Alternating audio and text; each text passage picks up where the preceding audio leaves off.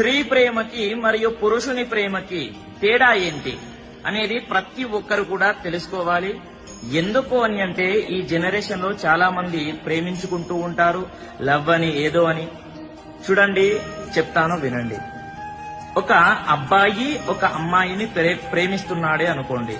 అప్పుడు అమ్మాయి చుట్టూ అబ్బాయి కొన్ని రోజులు, కొన్ని నెలలు, కొన్ని సంవత్సరాలు ఇలా తిరగాలి. తిరిగి తిరిగి తిరిగి బ్రతిమిలాడి కమ్మని మాటలు చెప్పి రకరకాలుగా వేడుకొని ఇలా చివరికి ఎలాగో అలాగా ఇష్టమైతే పెళ్లికి ఒప్పిస్తాడు.